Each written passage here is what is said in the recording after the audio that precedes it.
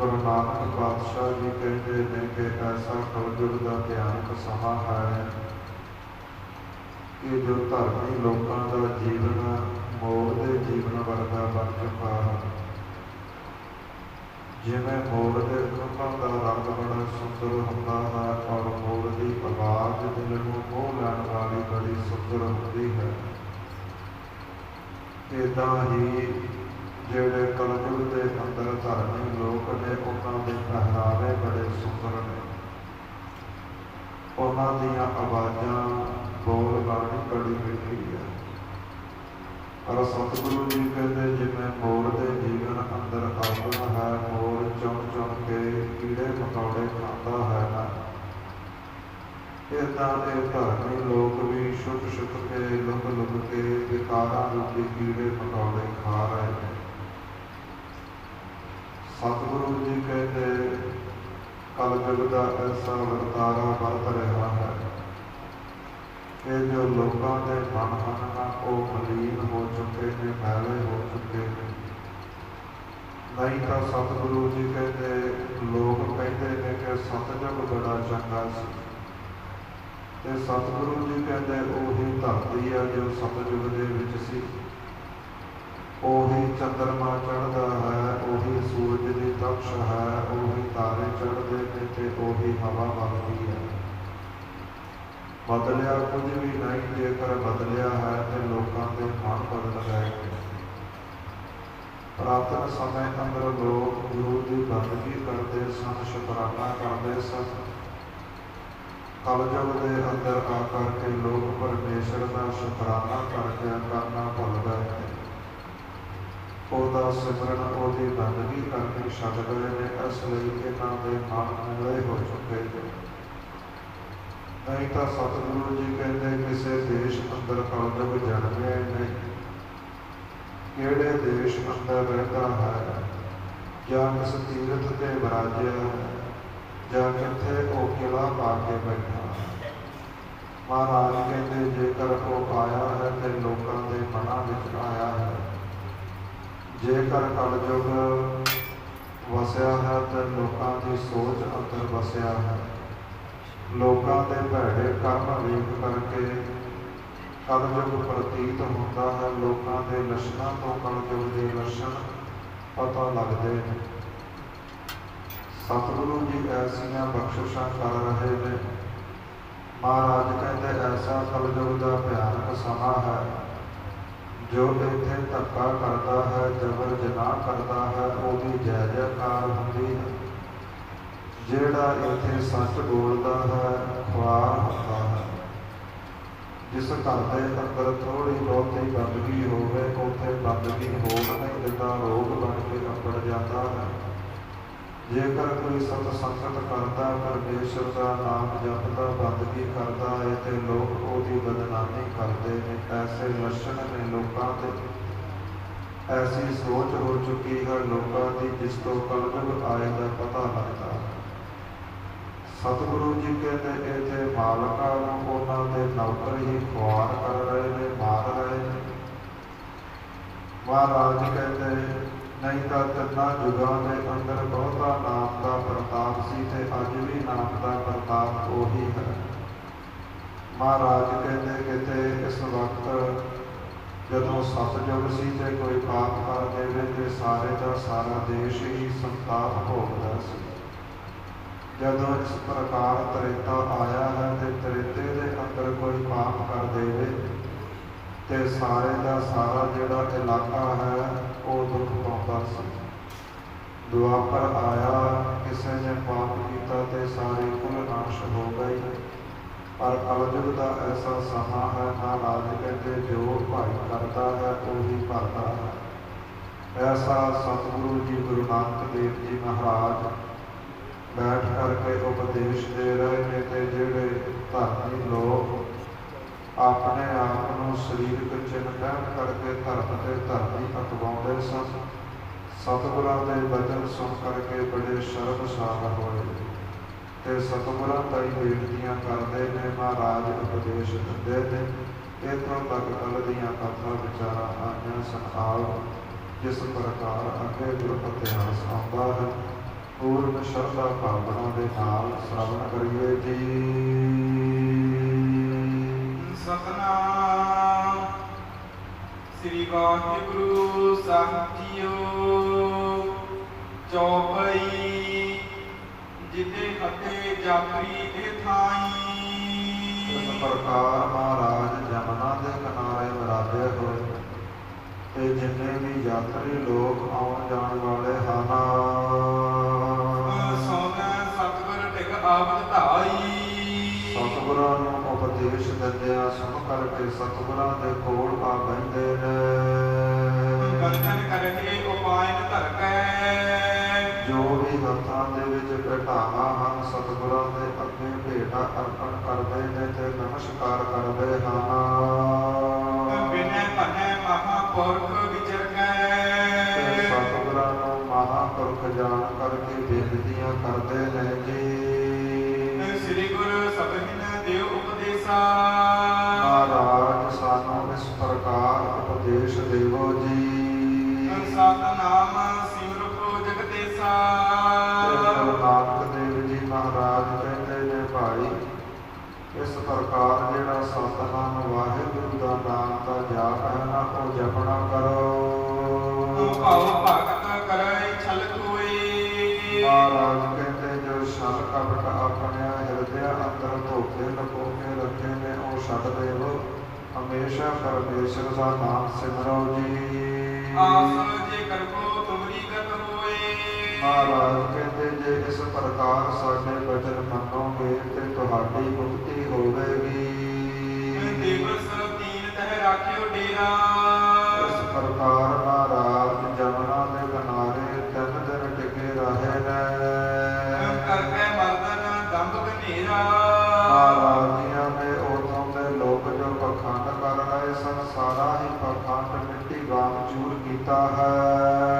ਆਗੇ ਗਮਨ ਕੀਨ ਗੁਣ ਖਾਨੀ। ਮਹਾਰਾਜ 3 ਦਿਨ ਰਹਿ ਕਰਕੇ ਉਦੋਂ ਅੱਗੇ ਚੱਲੇ ਨੇ। ਚਾਹੇ ਅਨੇਕ ਉਧਾਰੇ ਪ੍ਰਾਨੀ।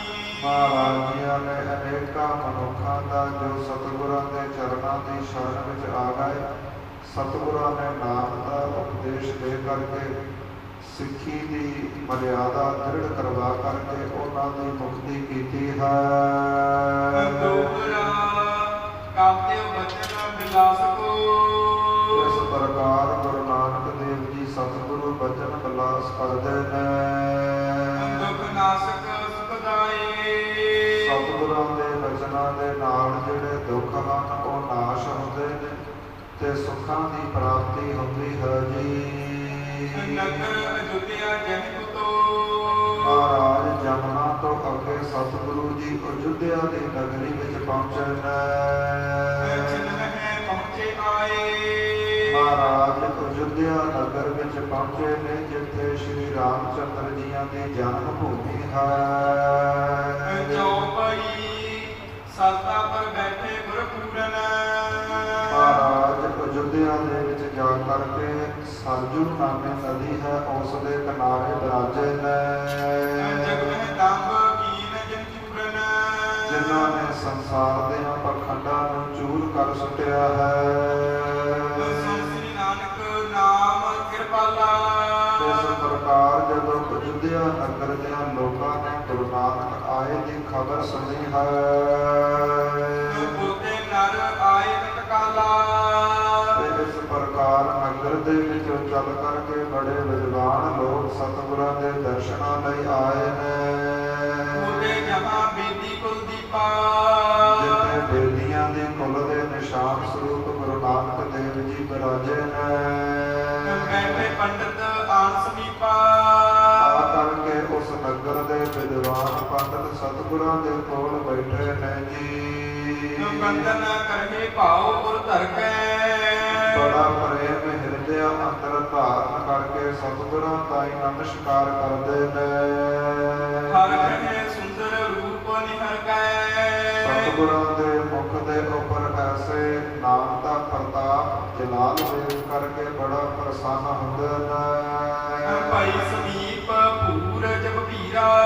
ਇਸ ਪ੍ਰਕਾਰ ਜਦੋਂ ਹੌਲੀ ਹੌਲੀ ਸਤਿਗੁਰਾਂ ਦੇ ਕੋਲ ਲੋਕਾਂ ਦੀ ਬੜੀ ਭਾਰੀ ਭੀੜ ਲੱਗੀ ਹੈ।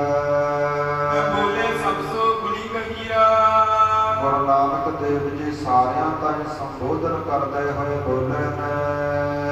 ਰਾਮ ਗਏ ਲੈ ਕਰ ਸੰਗ ਨਗਰੀ। ਮਹਾਰਾਜ ਕਹਿਣ ਲੱਗੇ, हे ਅਯੁੱਧਿਆ ਦੇ ਵਾਸੀਓ, ਅਸੀਂ ਸੁਣਿਆ ਹੈ ਕਿ ਜਦੋਂ ਸ਼੍ਰੀ ਰਾਮਚੰਦਰ ਜੀ ਇਸ ਪ੍ਰਕਾਰ ਇਸ ਲੋਕ ਤੋਂ ਪਰਲੋਕ ਗਏ ਨੇ ਤੇ ਸਾਰੀ ਨਗਰੀ ਨੂੰ ਸਵਰਗਾਂ ਨੂੰ ਲੈ ਕੇ ਗਏ। ਕੀ ਇਹ ਸੱਚ ਹੈ? ਨੀਚ ਊਚ ਨਰ ਨਾਰੀ ਸਗਰੀ। ਕਿ ਉਹਨਾਂ ਨੇ ਕਿਸੇ ਨੀਵੇਂ ਔਰ ਕਿਸੇ ਉੱਚੇ ਵਿੱਚ ਫਰਕ ਨਹੀਂ ਕੀਤਾ, ਕਿਸੇ ਮਰਦ ਕਿਸੇ ਔਰਤ ਵਿੱਚ ਫਰਕ ਨਹੀਂ ਕੀਤਾ, ਸਾਰਿਆਂ ਨੂੰ ਨਾਲ ਲੈ ਕੇ ਗਏ ਨੇ। ਦੋਹਰਾ ਇਹ ਆਈ ਕਹਤੇ ਅਬ ਕੇ। ਇਸ ਪ੍ਰਕਾਰ ਗੁਰੂ ਨਾਨਕ ਦੇਵ ਜੀ ਕਹਿੰਦੇ ਨੇ, ਦੀਸਤ ਉੱਚੇ ਧਾਮ। ਮਹਾਰਾਜ ਕਹਿੰਦੇ ਨੇ ਕਿ ਇੱਥੋਂ ਦਾ ਇਤਿਹਾਸ ਹੈ ਕਿ ਸ਼੍ਰੀ ਰਾਮਚੰਦਰ ਸਾਰੀ ਨਗਰੀ ਨਾਲ ਲੈ ਗਏ ਸਨ। ਤੇ ਫਿਰ ਭਾਈ ਜਿਹੜੀਆਂ ਉੱਚੇ ਉੱਚੇ ਇਹ ਮਹਿਲ ਹਨ, ਆੜੀਆਂ ਹਨ, ਇਹ ਸੋਹਣੇ ਸੋਹਣੇ ਘਰ ਜਿਹੜੇ ਸੋਭ ਰਹੇ ਨੇ, ਇਹ ਇੱਥੇ ਕਿਵੇਂ ਰਹਿ ਗਏ ਨੇ? ਸੁਣ ਪੰਡਤ ਸਭ ਕਹਿਤ ਭੇ। ਇਹ ਜਿਹੜੇ ਵਿਦਵਾਨ ਪੰਡਤ ਸੁਣ ਕਰਕੇ ਸਤਿਗੁਰਾਂ ਦੇ ਬਚਨ ਬੋਲੇ ਨੇ। ਲਏ ਸੰਗਰਾਮ। ਮਹਾਰਾਜ ਸ਼੍ਰੀ ਰਾਮਚੰਦਰ ਜੀ ਆਪਣੇ ਨਾਲ ਕੇਵਲ ਇੱਥੋਂ ਦੇ ਜੀਵਾਂ ਨੂੰ ਲੈ ਕੇ ਗਏ ਨੇ। ਚੌਪਈ ਮੰਦਰ ਸਭ ਧਰਨੀ ਪਰ ਰਹੇ। ਮਹਾਰਾਜ ਜਿਹੜੇ ਉਹਨਾਂ ਲੋਕਾਂ ਦੇ ਘਰ ਮੰਦਰ ਮਹਿਲ ਸਨ, ਉਹ ਤਾਂ ਧਰਤੀ ਤੇ ਰਹਿ ਗਏ ਤੇ ਸਾਰੇ ਨਗਰ ਦੇ ਲੋਕਾਂ ਨੂੰ ਉਹ ਨਾਲ ਲੈ ਗਏ ਸਨ। ਗਏ ਬਿਕੁੰਠ ਜੀਵ ਜੇ ਆਹੇ। ਮਹਾਰਾਜ ਜਿੰਨੇ ਵੀ ਇੱਥੇ ਵਸਣ ਵਾਲੇ ਲੋਕ ਜੀਵ ਸਨ, ਸਾਰਿਆਂ ਨੂੰ ਸ਼੍ਰੀ ਰਾਮਚੰਦਰ ਬੈਕੁੰਠ ਭਾਵ ਸਵਰਗਾਂ ਨੂੰ ਲੈ ਗਏ ਸਨ। ਸ੍ਰੀ ਨਾਨਕ ਗੁਣ ਬੈਨ ਉਚਾਰੇ। ਗੁਰੂ ਨਾਨਕ ਦੇਵ ਜੀ ਮਹਾਰਾਜ ਫਿਰ ਬੋਲੇ, ਕਿਉਂਕਿ ਸਤਿਗੁਰਾਂ ਨੇ ਉਹਨਾਂ ਦਾ ਝੂਠ ਫੜਨਾ ਸੀ। ਉਹ ਕਹਿ ਰਹੇ ਸਨ ਕਿ ਸਾਰੀ ਨਗਰੀ ਨੂੰ ਨਾਲ ਲੈ ਕੇ ਗਏ ਨੇ ਸ਼੍ਰੀ ਰਾਮਚੰਦਰ ਜੀ, ਪਰ ਸ਼੍ਰੀ ਰਾਮਚੰਦਰ ਜੀ ਕੇਵਲ ਉਹਨਾਂ ਨੂੰ ਨਾਲ ਲੈ ਕੇ ਗਏ ਸਨ ਜਿਹੜੇ ਉਹਨਾਂ ਨਾਲ ਪ੍ਰੇਮ ਕਰਦੇ ਸਨ, ਜਿਹੜੇ ਉਹਨਾਂ ਦਾ ਨਾਮ ਜਪਦੇ ਸਨ, ਭਗਤੀ ਕਰਦੇ ਸਨ। ਉਹਨਾਂ ਨੂੰ ਸ਼੍ਰੀ ਰਾਮਚੰਦਰ ਜੀ ਜਦੋਂ ਆਪ ਪਰਲੋਕ ਸੁਧਾਰੇ ਹੋਏ ਨੇ ਤੇ ਸਾਰਿਆਂ ਨੂੰ ਨਾਲ ਲੈ ਕੇ ਗਏ ਜਿਨ੍ਹਾਂ ਨਾਲ ਪ੍ਰੇਮ ਸੀ। ਪਰ ਜਿਹੜੇ ਵਿਕਾਰੀ ਲੋਕ ਸਨ, ਕਪਟ ਛਲ ਵਾਲੇ ਲੋਕ ਸਨ, ਉਹਨਾਂ ਨੂੰ ਨਾਲ ਲੈ ਕੇ ਨਹੀਂ ਗਏ। ਇਸ ਪ੍ਰਕਾਰ ਗੁਰੂ ਨਾਨਕ ਦੇਵ ਜੀ ਬੋਲੇ ਨੇ, ਗਏ ਬਿਕੁੰਠ ਸੋ ਦਸ ਨਿਹਾਰੇ। ਮਹਾਰਾਜ ਕਹਿੰਦੇ ਸ਼੍ਰੀ ਰਾਮਚੰਦਰ ਜੀ ਤਾਂ ਆਪਣੇ ਨਾਲ ਆਪਣੇ ਪ੍ਰੇਮ ਕਰਨ ਵਾਲਿਆਂ ਨੂੰ ਲੈ ਗਏ। हे ਵਿਦਵਾਨ ਪੰਡਤੋ, ਤੁਸੀਂ ਇਸ ਨਗਰੀ ਵਿੱਚ ਵਸਦੇ ਹੋ, ਤੁਹਾਡੇ ਹਿਰਦੇ ਅੰਦਰ ਕਦੇ ਖਿਆਲ ਨਹੀਂ ਆਇਆ ਕਿ ਤੁਸੀਂ ਵੀ ਇਸ ਪ੍ਰਕਾਰ ਸਵਰਗਾਂ ਨੂੰ ਜਾਓ, ਤੁਸੀਂ ਵੀ ਲੋਕ ਛੱਡ ਕੇ ਪਰਲੋਕ ਜਾਵੋ ਤੇ ਸ਼੍ਰੀ ਰਾਮਚੰਦਰ ਜੀ ਦੀ ਗੋਦ ਅੰਦਰ ਵਿਰਾਜੋ। ਕਹਿਣ ਲੱਗੇ, ਮਹਾਰਾਜ ਦਿਲ ਤਾਂ ਸਾਡਾ ਵੀ ਬੜਾ ਕਰਦਾ ਹੈ, ਪਰ ਉਹਨਾਂ ਸਮਿਆਂ ਦੇ ਵਿੱਚ ਤਾਂ ਸ਼੍ਰੀ ਰਾਮਚੰਦਰ ਜੀ ਸਨ ਤੇ ਆਪਣੇ ਨਾਲ ਹੀ ਸਾਰਿਆਂ ਨੂੰ ਲੈ ਗਏ ਸਨ, ਤੇ ਹੁਣ ਸਾਨੂੰ ਕੌਣ ਲਿਜਾਵੇ? ਆਪ ਤੁਮ ਤਿਹ ਕੋ ਸਿਮਰਹੁ ਨਾਮੁ। ਗੁਰੂ ਨਾਨਕ ਪਾਤਸ਼ਾਹ ਕਹਿੰਦੇ, ਭਾਈ ਹੁਣ ਤੁਸੀਂ ਪਰਮੇਸ਼ਰ ਦਾ ਨਾਮ ਸਿਮਰਨਾ ਕਰੋ। ਮੋਹਿ ਤੁਮਾਰੋ ਬੈਕੁੰਠ ਧਾਮੁ। ਤੇ ਪਰਮੇਸ਼ਰ ਦੇ ਨਾਮ ਵਿੱਚ ਐਸੀ ਸ਼ਕਤੀ, ਐਸਾ ਬਲ ਹੈ, ਜਦੋਂ ਲੋਕ ਨੂੰ ਛੱਡ ਕੇ ਪਰਲੋਕ ਜਾਵੋਗੇ ਤੇ ਤੁਹਾਡਾ ਵਾਸਾ ਸਵਰਗਾਂ ਵਿੱਚ ਹੋਵੇਗਾ। ਮਹਾਰਾਜ ਕਹਿੰਦੇ, ਪੂਰਨ ਗੁਰੂ ਦੀ ਭਾਲ ਕਰੋ ਤੇ ਉਹਦੀ ਭਗਤੀ ਕਰੋ ਜੀ। ਧਿਆਨ ਕਰੋ ਬੰਧਨ ਛਟਕਾਰੋ। ਐਸੇ ਗੁਰੂ ਦਾ ਧਿਆਨ ਕਰੋ ਜਿਸ ਦੇ ਧਿਆਨ ਧਾਰਨ ਕਰਨ ਦੇ ਨਾਲ ਤੁਹਾਡੇ ਸਾਰੇ ਸੰਸਾਰ ਦੇ ਬੰਧਨ ਛੁੱਟ ਜਾਵਨ। ਸਤਿਗੁਰ ਦਾਸ ਸਫਲ ਸੁਖਦਾਈ। ਮਹਾਰਾਜ ਕਹਿੰਦੇ, ਜਿਹੜੇ ਪੂਰਨ ਗੁਰੂ ਹੁੰਦੇ ਹਨ ਨਾ, ਉਹਨਾਂ ਦੇ ਜਿਹੜੇ ਦਰਸ਼ਨ ਹਨ ਉਹ ਵੀ ਸੁੱਖਾਂ ਦਾ ਘਰ ਹੁੰਦੇ ਨੇ, ਉਹ ਵੀ ਜੀਵਨ ਸਫਲ ਕਰਦੇ ਨੇ। ਜਪੋ ਨਾਮ ਹਵੇ ਅੰਤ ਸਹਾਈ। ਐਸੇ ਗੁਰੂ ਤੋਂ ਨਾਮ ਦਾ ਦਾਨ ਲੈ ਕਰਕੇ ਤੁਸੀਂ ਨਾਮ ਜਪੋ ਜੋ ਅੰਤਲੇ ਸਮੇਂ ਸਹਾਈ ਹੋਵੇਗਾ। ਗੁਰਮੁਖ ਹੋਵੋ ਤਜੁ ਬਿਕਾਰਾ। ਮਹਾਰਾਜ ਕਹਿੰਦੇ, ਬੇਮੁਖ ਹੋ ਕੇ ਜੀਵਨ ਬਤੀਤ ਨਾ ਕਰੋ, ਗੁਰੂ ਵਾਲੇ ਬਣ ਕੇ ਜੀਵਨ ਬਤੀਤ ਕਰੋ ਤੇ ਵਿਕਾਰਾਂ ਨੂੰ ਛੱਡ ਦੇਵੋ। ਆਪ ਵਰਗੋ ਕੇ ਪਿਤਰ ਉਧਾਰਾ। ਮਹਾਰਾਜ ਕਹਿੰਦੇ, ਜਦੋਂ ਪੂਰਨ ਗੁਰੂ ਦੀ ਪ੍ਰਾਪਤੀ ਹੋ ਜਾਵੇਗੀ ਕਿ ਆਪ ਵੀ ਤਰ ਜਾਵੋਗੇ। ਜਿਹੜੇ ਵੱਡੇ ਵਡੇਰੇ ਤੁਹਾਡੇ ਨਰਕਾਂ ਵਿੱਚ ਪਾਏ ਨੇ ਉਹ ਵੀ ਸਵਰਗਾਂ ਦੇ ਭਾਗੀ ਬਣਨਗੇ। 21 ਕੁਲਾਂ ਤੱਕ ਉਧਾਰ ਹੋਵੇਗਾ। ਦੋਹਰਾ ਸੁਣ ਪੰਡਤ ਪੂਜਨ ਕੀਓ। ਤੇ ਫਿਰ ਸਾਰਿਆਂ ਪੰਡਤਾਂ ਨੇ ਹੱਥ ਜੋੜੇ ਗੁਰੂ ਨਾਨਕ ਦੇਵ ਜੀ ਨੂੰ ਪੁੱਛਦੇ ਨੇ, ਗੁਰੂ ਕਿਤਕ ਪ੍ਰਕਾਰ। ਤੇ ਮਹਾਰਾਜ ਆਪ ਜੀ ਕਹਿ ਰਹੇ ਹੋ ਕਿ ਪੂਰੇ ਗੁਰੂ ਦੀ ਸੰਗਤ ਕਰੋ। ਇਹ ਪੂਰੇ ਗੁਰੂ ਕਿਹੜੇ ਹੁੰਦੇ ਨੇ, ਅਧੂਰੇ ਗੁਰੂ ਕਿਹੜੇ ਹੁੰਦੇ ਨੇ? ਕਿਹੜੇ ਗੁਰੂ ਪੂਰਨ ਹੁੰਦੇ ਨੇ ਤੇ ਕਿਹੜੇ ਗੁਰੂ ਇਸ ਪ੍ਰਕਾਰ ਅਧੂਰੇ ਹੁੰਦੇ ਨੇ? ਇਹ ਗੁਰੂ ਹੁੰਦੇ ਕਿੰਨੀ ਪ੍ਰਕਾਰ ਦੇ ਨੇ, ਸਾਨੂੰ ਇਹ ਦੱਸਣਾ ਕਰੋ ਜੀ। ਉੱਤਰ ਦੇਨੇ ਹੀ ਕਿਤਾਬ। ਤੇ ਗੁਰੂ ਨਾਨਕ ਪਾਤਸ਼ਾਹ ਉਹਨਾਂ ਦੇ ਪ੍ਰਸ਼ਨ ਦਾ ਉੱਤਰ ਦੇਣ ਵਾਸਤੇ ਬੋਲੇ ਗੁਰੂ ਉਦਾਰ। ਉਦਾਰ ਪਰਉਪਕਾਰੀ ਸੁਭਾਅ ਦੇ ਨਾਲ ਗੁਰੂ ਨਾਨਕ ਦੇਵ ਜੀ ਉਹਨਾਂ ਨੂੰ ਸਮਝਾਉਂਦੇ ਨੇ। ਚੌਪਈ ਇੱਕ ਪੰਡਤ ਗੌਰ ਇੱਕ ਅਵਧੂਤਾ। ਮਹਾਰਾਜ ਕਹਿੰਦੇ ਭਾਈ ਇੱਕ ਤਾਂ ਪੰਡਤ ਭਾਵ ਜਿਹੜੇ ਵਿਦਵਾਨ ਬੜੇ ਪੜ੍ਹੇ ਲਿਖੇ ਗੁਰੂ ਹੁੰਦੇ ਨੇ, ਤੇ ਇੱਕ ਜਿਹੜੇ ਬਿਲਕੁਲ ਅਨਪੜ੍ਹ ਹੁੰਦੇ ਨੇ ਐਸੇ ਗੁਰੂ ਹੁੰਦੇ ਨੇ। ਮਹਾਪੁਰਖ ਇੱਕ ਜੇਮਤ ਪੂਤਾ।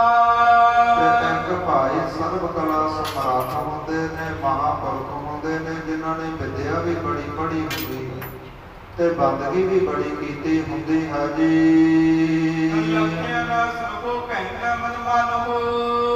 ਮਹਾਰਾਜ ਕਹਿੰਦੇ ਤੁਹਾਨੂੰ ਇਹਨਾਂ ਤਿੰਨਾਂ ਦੇ ਲੱਛਣ ਹੁਣ ਵੱਖੋ ਵੱਖਰੇ ਦੱਸਦੇ ਆ ਤੇ ਉਹ ਤੁਹਾਡੀ ਮਰਜ਼ੀ ਹੈ, ਤੁਸੀਂ ਕੈਸਾ ਗੁਰੂ ਧਾਰਨ ਕਰਨਾ ਹੈ। ਮਹਾਰਾਜ ਕਹਿੰਦੇ ਜਿਹੜੇ ਪੜ੍ਹੇ ਲਿਖੇ ਵਿਦਵਾਨ ਗੁਰੂ ਹੁੰਦੇ ਨੇ ਨਾ, ਜਿਨ੍ਹਾਂ ਨੇ ਕੇਵਲ ਵਿਦਿਆ ਹੀ ਪੜ੍ਹੀ ਹੁੰਦੀ ਹੈ, ਤੇ ਮਹਾਰਾਜ ਕਹਿੰਦੇ ਉਹਨਾਂ ਦਾ ਜੀਵਨ ਏਦਾਂ ਜਾਣ ਲਵੋ ਜਿਵੇਂ ਕੋਈ ਨਦੀ ਦੇ ਕਿਨਾਰੇ ਖੜ ਕੇ ਐਸਾ ਬੰਦਾ ਹੋਵੇ ਆਪ ਕਦੇ ਤਰਿਆ ਹੀ ਨਾ ਹੋਵੇ, ਆਪ ਨਦੀ ਵਿੱਚ ਉਤਰਿਆ ਹੀ ਨਾ ਹੋਵੇ ਤੇ ਦੂਜਿਆਂ ਤਾਈਂ ਸਿੱਖਿਆ ਦੇਵੇ ਜੀ। ਦੂਜਿਆਂ ਨੂੰ ਕਹੇ ਕਿ ਵੇਖੋ ਸਾਹਮਣੇ ਪਾਰਲਾ ਕਿਨਾਰਾ ਨਜ਼ਰ ਆਉਂਦਾ ਹੈ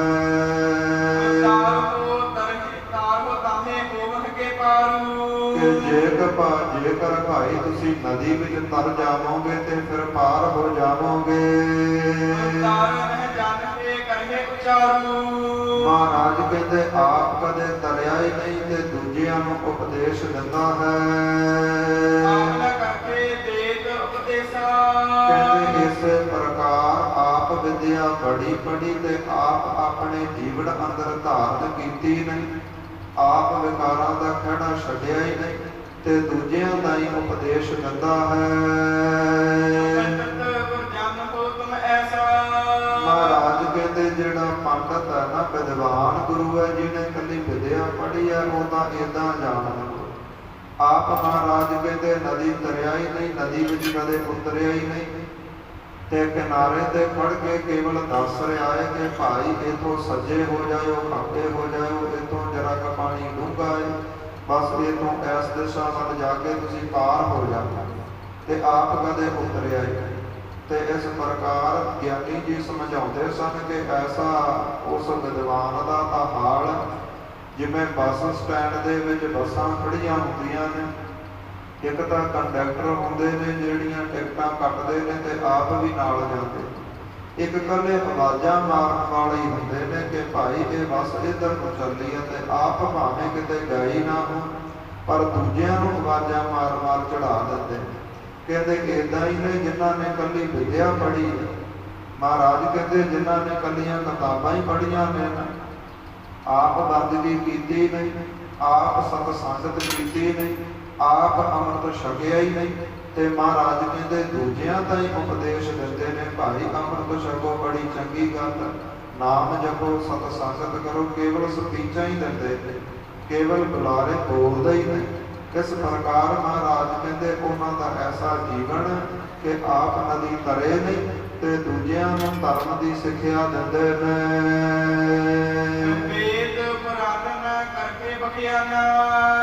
ਮਹਾਰਾਜ ਕਹਿੰਦੇ ਬੜੇ ਵੱਡੇ ਗ੍ਰੰਥ ਵੇਦ ਆਦਿਕ ਮਹਾਰਾਜ ਕਹਿੰਦੇ ਪੜ੍ਹੇ ਹੁੰਦੇ ਨੇ ਉਹਨਾਂ ਦਾ ਵਿਖਿਆਨ ਕਰਦੇ ਨੇ।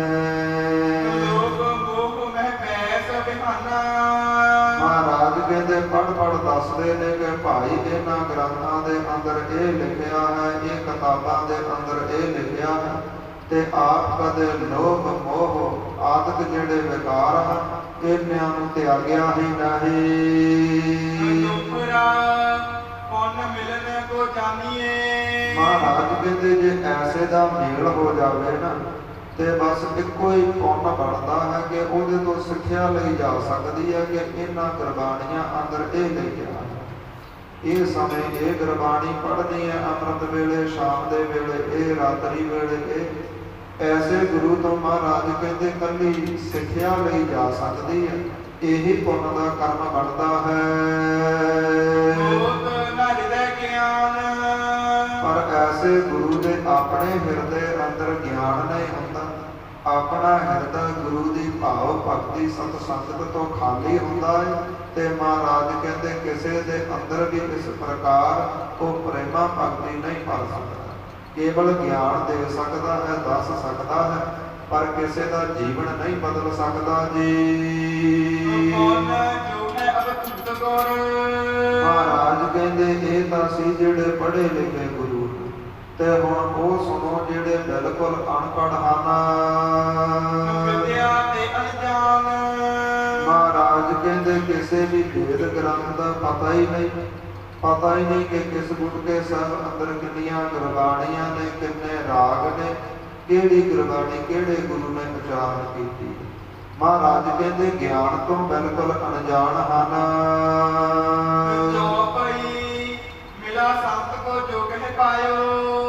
ਮਹਾਰਾਜ ਕਹਿੰਦੇ ਪਰ ਉਹਨਾਂ ਦੇ ਜੀਵਨ ਅੰਦਰ ਕਿਸੇ ਪੂਰਨ ਸੰਤ ਦੀ ਸੰਗਤ ਹੋ ਗਈ, ਉਹਨਾਂ ਕਿਸੇ ਪੂਰੇ ਦਾ ਮੇਲ ਹੋਇਆ ਹੈ। ਮਹਾਰਾਜ ਕਹਿੰਦੇ ਕਿਸੇ ਪੂਰਨ ਸੰਤ ਦੀ ਸੰਗਤ ਹੋ ਗਈ ਤੇ ਉਹਦੀ ਸੰਗਤ ਕਰਕੇ ਉਹਨਾਂ ਦੇ ਹਿਰਦੇ ਦਾ ਆਪਣਾ ਮੋਹ ਮਿਟਿਆ ਹੈ। ਮਹਾਰਾਜ ਕਹਿੰਦੇ ਜਿਹੜੇ ਐਸੇ ਗੁਰੂ ਨੇ ਭਾਈ ਉਹ ਆਪ ਦਾ ਸੰਸਾਰ ਸਮੁੰਦਰ ਤੋਂ ਪਾਰ ਹੋ ਜਾਂਦੇ ਨੇ। ਮਹਾਰਾਜ ਜੇਕਰ ਲੋਕ ਆਖਣ ਕਿ ਅਸੀਂ ਵੀ ਇਹਦੇ ਲੜ ਲੱਗ ਕੇ ਤਰ ਜਾਵਾਂਗੇ ਜਾਂ ਉਹ ਸੋਚੇ ਕਿ ਮੈਂ ਹੁਣ ਕਿਸੇ ਨੂੰ ਤਾਰ ਲਵਾਂਗਾ, ਮਹਾਰਾਜ ਕਹਿੰਦੇ ਉਹ ਕਿਸੇ ਦਾ ਉਧਾਰ ਨਹੀਂ ਕਰ ਸਕਦਾ।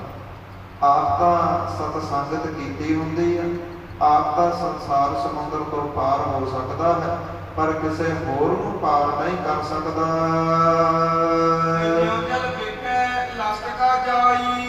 ਮਹਾਰਾਜ ਕਹਿੰਦੇ ਜਿਹੜਾ ਦੂਸਰਾ ਗੁਰੂ ਬਿਲਕੁਲ ਅਨਪੜ੍ਹ ਹੈ ਨਾ, ਉਹਦਾ ਜੀਵਨ ਤਾਂ ਇੱਕ ਸੁੱਕੇ ਡੰਡੇ ਵਰਗਾ ਜਾਣ ਲਵੋ। ਜਿਵੇਂ ਨਦੀ ਦੇ ਅੰਦਰ ਡੰਡਾ ਨਹਿਰ ਦੇ ਅੰਦਰ ਸੁੱਟ ਦਈਏ, ਆਪ ਤਾਂ ਤਰਦਾ ਰਹਿੰਦਾ ਹੈ, ਪਰ ਜੇਕਰ ਹੁਣ ਉਸ ਡੰਡੇ ਨੂੰ ਵੇਖ ਕੇ ਕੋਈ ਆਖੇ ਕਿ ਮੈਂ ਵੀ ਇਹਦਾ ਆਸਰਾ ਲੈ ਕੇ ਤਰ ਜਾਵਾਂਗਾ, ਉਹ ਆਪ ਵੀ ਡੁੱਬੇਗਾ ਤੇ ਡੰਡੇ ਨੂੰ ਵੀ ਡੋਬਣਾ। ਮਹਾਰਾਜ ਕਹਿੰਦੇ ਐਸਾ ਜੀਵਨ ਹੁੰਦਾ ਹੈ ਜਿਨ੍ਹਾਂ ਦੇ ਹਿਰਦੇ ਅੰਦਰ ਕੋਈ ਗਿਆਨ ਨਹੀਂ ਹੁੰਦਾ, ਕੇਵਲ ਥੋੜੀ ਬਹੁਤੀ ਸੰਗਤ ਕੀਤੀ ਹੁੰਦੀ ਹੈ, ਚੰਗੇ ਕਰਮ ਬਣ ਜਾਂਦੇ ਨੇ, ਆਪ ਤਰ ਜਾਂਦੇ ਨੇ, ਪਰ ਹੋਰ ਕਿਸੇ ਨੂੰ ਨਹੀਂ ਤਾਰਦੇ ਜੀ।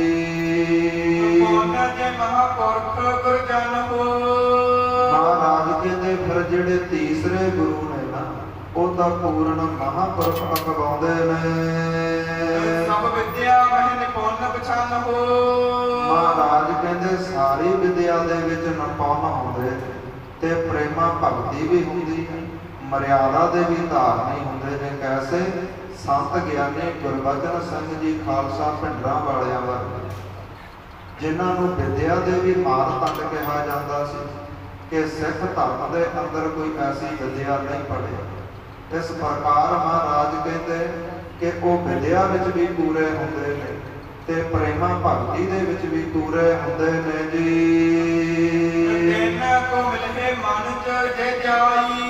ਤੇ ਜੇਕਰ ਕੋਈ ਮਨੁੱਖ ਉਹਨਾਂ ਨੂੰ ਜਾ ਕੇ ਮਿਲ ਪਵੇ, ਉਹਨਾਂ ਦੀ ਸੰਗਤ ਕਰ ਲਵੇ, ਮਹਾਰਾਜ ਕਹਿੰਦੇ ਸੋਭੇ ਸਿਰ ਦੀ ਉਧਾਰ ਹੋ ਜਾਂਦਾ ਹੈ, ਪਤਾ ਹੀ ਨਹੀਂ ਲੱਗਦਾ। ਮਹਾਰਾਜ ਕਹਿੰਦੇ ਜੋ ਅੰਦਰ ਗਿਆਨ ਹੁੰਦਾ ਹੈ, ਜੋ ਉਹਨਾਂ ਨੇ ਜੀਵਨ ਅੰਦਰ ਅਪਣਾਇਆ ਹੁੰਦਾ ਹੈ, ਉਸਾ ਹੀ ਉਹ ਉਪਦੇਸ਼ ਦਿੰਦੇ ਨੇ। ਉਹੀ ਉਹ ਗੱਲ ਕਹਿੰਦੇ ਨੇ ਜੋ ਆਪ ਕੀਤੀ ਹੁੰਦੀ ਹੈ। ਐਸੇ ਮਹਾਂਪੁਰਖ ਸੁਖਦਾਨਾ, ਮਹਾਰਾਜ ਕਹਿੰਦੇ ਐਸੇ ਮਹਾਂਪੁਰਖ ਨੇ ਜੋ ਸੁੱਖਾਂ ਦਾ ਘਰ ਹਨ। ਤਿਨਕੇ ਦੇਖ ਅਚਾਰ ਨਾਲ, ਮਹਾਰਾਜ ਕਹਿੰਦੇ ਕਿ ਐਸੇ ਸੰਤ ਦੀ ਸੰਗਤ ਹੋ ਜਾਵੇ, ਉਹਦਾ ਜੀਵਨ ਵੇਖ ਵੇਖ ਕਿ ਇਹ ਆਪਣੇ ਹਰ ਰੋਜ਼ ਦਿਨ ਅੰਦਰ ਕਿੰਨੀਆਂ ਗੁਰਬਾਣੀਆਂ ਪੜ੍ਹਦਾ ਹੈ, ਇਹ ਇਸ਼ਨਾਨ ਪਾਣ ਕਿੰਨੇ ਵਜੇ ਅੰਮ੍ਰਿਤ ਵੇਲੇ ਕਰਦਾ ਹੈ, ਜਾਂ ਇਹ ਸਰੀਰ ਦੀ ਕਿਰਿਆ ਕਰਨ ਤੋਂ ਬਾਅਦ ਕਿੰਨੇ ਵਾਰ ਹੱਥ ਧੋਂਦਾ ਹੈ, ਕਿਵੇਂ ਗੁਰਬਾਣੀ ਪੜ੍ਹਦਾ ਹੈ, ਕਿੰਨਾ ਸਮਾਂ ਸੰਗਤ ਕਰਦਾ ਹੈ, ਕਿੰਨਾ ਸਮਾਂ ਸੇਵਾ ਕਰਦਾ ਹੈ। ਇਸ ਪ੍ਰਕਾਰ ਉਸ ਨੂੰ ਵੇਖ ਵੇਖ ਕੇ ਆਪ ਕਮਾਏ। ਮਹਾਰਾਜ ਕਹਿੰਦੇ ਭਾਈ ਜੇ ਕੋਈ ਆਪ ਕਮਾ ਲਵੇ, ਕਿਸੇ ਪੂਰਨ ਮਹਾਂਪੁਰਖ ਦੀ ਸੰਗਤ ਹੋ ਜਾਵੇ, ਉਹਦੇ ਜੀਵਨ ਦੀ ਚਾਲ ਚੱਲਣ ਵੇਖ ਕਰਕੇ, ਜੀਵਨ ਮਰਿਆਦਾ ਵੇਖ ਕਰਕੇ ਉਹਦੇ ਵਿੱਚੋਂ ਥੋੜਾ ਬਹੁਤਾ ਕੁਝ ਮਨੁੱਖ ਕਮਾ ਲਵੇ। ਮਹਾਰਾਜ ਕਹਿੰਦੇ ਭਾਈ ਉਹਦਾ ਸਦਾ ਹਮੇਸ਼ਾ ਹੀ ਕਲਿਆਣ ਹੁੰਦਾ ਹੈ। ਮਹਾਰਾਜ ਕਹਿੰਦੇ ਕਦੇ ਵੀ ਜਮਾਂ ਦੀ ਪੁਰੀ ਨੂੰ ਨਹੀਂ ਜਾਂਦਾ, ਕਦੇ ਵੀ ਜਮਾਂ ਦੇ ਫਾਹੇ ਨਹੀਂ ਪੈਂਦੇ।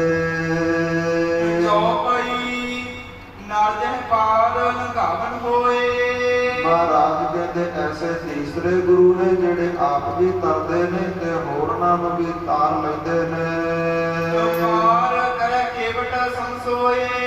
ਮਹਾਰਾਜ ਕਹਿੰਦੇ ਐਸੇ ਗੁਰੂਆਂ ਦਾ ਜੀਵਨ ਸਤਿਗੁਰੂ ਜੀ ਕਹਿੰਦੇ ਮਲਾਹ ਵਰਗਾ ਹੁੰਦਾ ਹੈ। ਆਪ ਵੀ ਕਸ਼ਤੀ ਤੇ ਪਾਰ ਹੁੰਦੇ ਨੇ ਤੇ ਜੋ ਚੜ੍ਹ ਜਾਂਦੇ ਨੇ ਬੇੜੀ ਤੇ ਉਹ ਵੀ ਪਾਰ ਹੋ ਜਾਂਦੇ ਨੇ ਜੀ। ਮਹਾਰਾਜ ਦੇ ਕਿਸੇ ਤੁਲਾ ਦੇ ਕਹਿ ਸਰਨਾਈ। ਐਸਿਆਂ ਦਾ ਜੀਵਨ ਸਤਿਗੁਰੂ ਜੀ ਕਹਿੰਦੇ ਖਲ ਵਰਗਾ, ਟੂਪ ਵਰਗਾ ਹੁੰਦਾ। ਜਿਵੇਂ ਟੂਪ ਪਾਣੀ ਵਿੱਚ ਸਿੱਟ ਦਈਏ, ਹਵਾ ਭਰ ਕੇ ਤੇ ਆਪ ਵੀ ਪਾਰ ਹੋ ਜਾਂਦੀ ਹੈ, ਜੋ ਉਸ ਨੂੰ ਪਕੜ ਲੈਂਦਾ ਹੈ ਸੰਗਤ ਜੀ ਉਹ ਵੀ ਪਾਰ ਹੋ ਜਾਂਦਾ। ਐਸਾ ਜੀਵਨ ਹੁੰਦਾ ਹੈ। ਮਹਾਰਾਜ ਕਹਿੰਦੇ ਬਚਨ ਕਰਕੇ ਏਦਾਂ ਹੀ ਨਾਮ ਦੀ ਬੇੜੀ ਤੇ ਚੜਾਉਂਦੇ ਨੇ।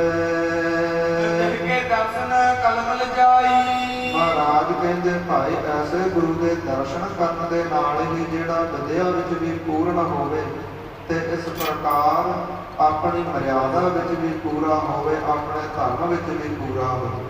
ਐਸਿਆਂ ਦੇ ਦਰਸ਼ਨ ਕਰਨ ਦੇ ਨਾਲ ਹੀ ਜਿਹੜੇ ਪਾਪ ਨਾਸ਼ ਹੁੰਦੇ ਨੇ।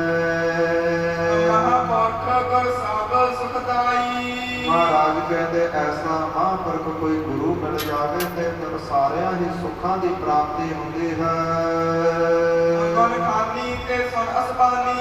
ਇਸ ਪ੍ਰਕਾਰ ਜਦੋਂ ਗੁਰੂ ਨਾਨਕ ਦੇਵ ਜੀਆਂ ਨੇ ਸਮਝਾਇਆ ਹੈ ਤਿੰਨਾਂ ਗੁਰੂਆਂ ਦੀ ਬਾਬਤ, ਤੇ ਸੁਣਨ ਵਾਲਿਆਂ ਦੇ ਸਾਰਿਆਂ ਦੇ ਹਿਰਦੇ ਜਿਹੜੇ ਪ੍ਰੇਮਾ ਭਗਤੀ ਵਿੱਚ ਭਿੱਜੇ ਨੇ, ਤੇ ਸਤਿਗੁਰਾਂ ਦੇ ਚਰਨਾਂ ਤੇ ਨਮਸਕਾਰ ਕਰਦੇ ਬੇਨਤੀਆਂ ਕਰਦੇ ਨੇ, ਤੇ ਸਤਿਗੁਰਾਂ ਨੂੰ ਮੁਕਤੀ ਦਾ ਦਾਤਾ ਪਹਿਚਾਣਦੇ ਨੇ ਜੀ। ਕਹਿਣ ਲੱਗੇ ਮਹਾਰਾਜ ਇਹ ਜਿਹੜਾ ਸੰਸਾਰ ਸਮੁੰਦਰ ਹੈ ਇਹ ਤਾਂ ਭਾਰੀ ਦੁੱਖਾਂ ਦਾ ਸਾਗਰ ਹੈ। ਮਹਾਰਾਜ ਸਾਡੇ ਉੱਪਰ ਕਿਰਪਾ ਕਰੋ, ਸਾਡਾ ਉਧਾਰ ਕਰੋ ਜੀ। ਸਿੱਖ ਆਪਣੇ ਕੀਜੀਏ, ਮਹਾਰਾਜ ਸਾਨੂੰ ਆਪਣੇ ਸਿੱਖ ਬਣਾ ਲਵੋ। ਸਭ ਉਪਦੇਸ਼ ਦ੍ਰਿੜਾਏ, ਤੇ ਸਾਨੂੰ ਵੀ ਪੂਰਨ ਉਪਦੇਸ਼ ਦ੍ਰਿੜ ਕਰਵਾਓ ਜੀ। ਮਹਾਰਾਜ ਆਪ ਜੀਆਂ ਦਾ ਜਸ ਬੜਾ ਕੰਨੀ ਸੁਣਿਆ ਸੀ,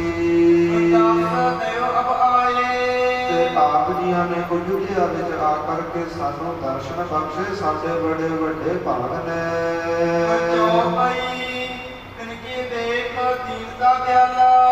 ਐਸੀ ਨਿਮਰਤਾ ਵੇਖ ਕਰਕੇ ਸਤਿਗੁਰੂ ਜੀ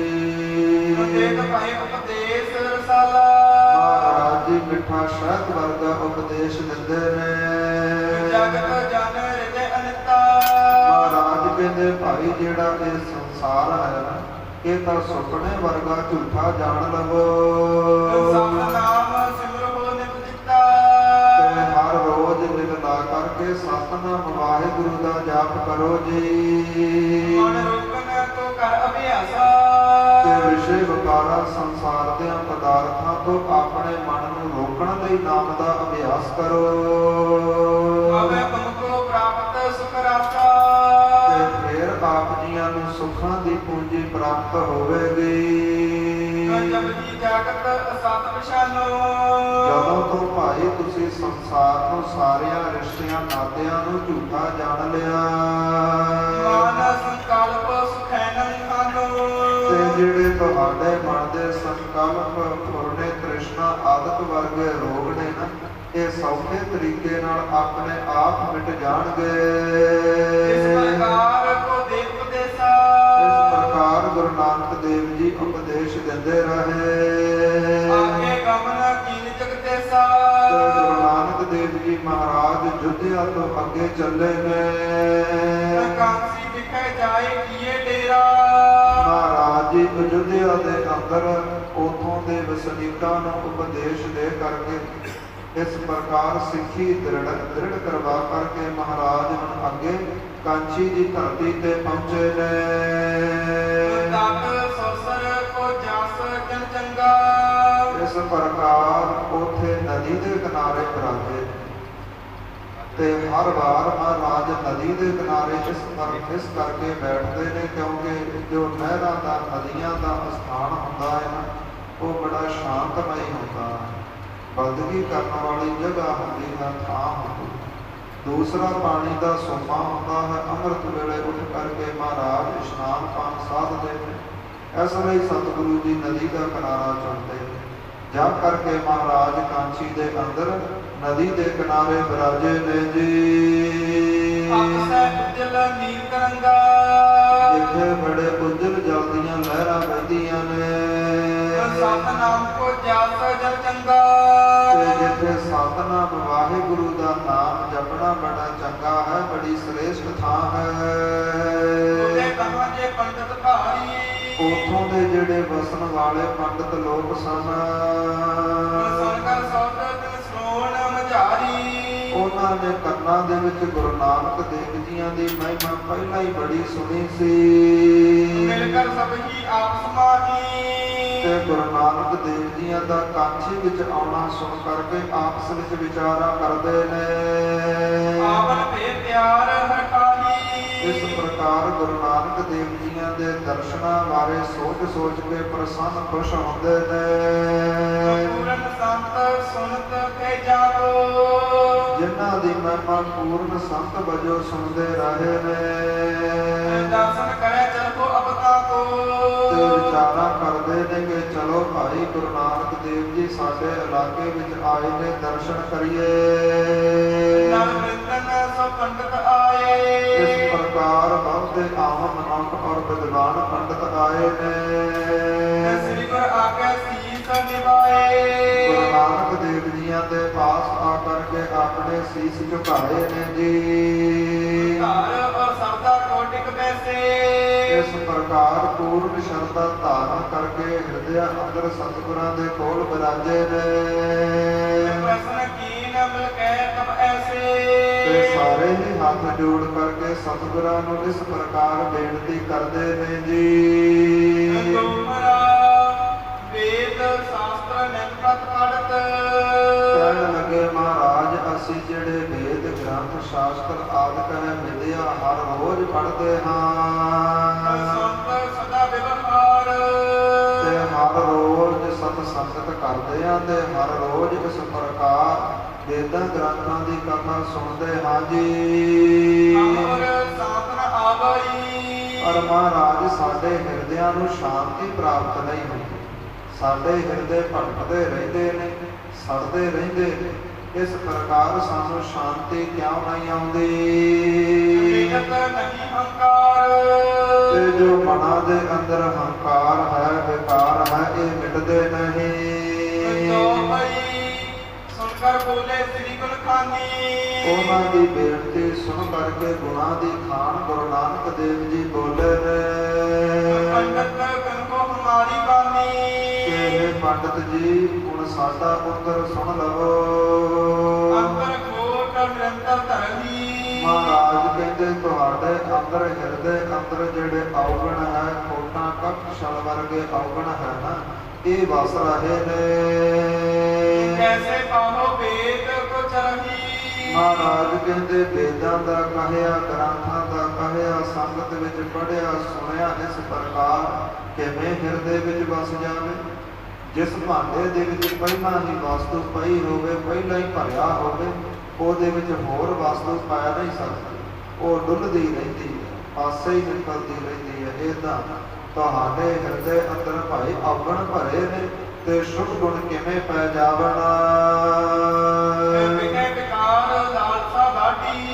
ਮਹਾਰਾਜ ਕਹਿੰਦੇ ਜਿਹੜੇ ਵਿਸ਼ੇ ਵਿਕਾਰ ਔਰ ਲਾਲਸਾ ਲਾਲਚ ਆਦਿਕ ਤ੍ਰਿਸ਼ਨਾ ਹੈ ਇਹ ਬੜੀ ਵਧੀ ਹੋਈ ਹੈ।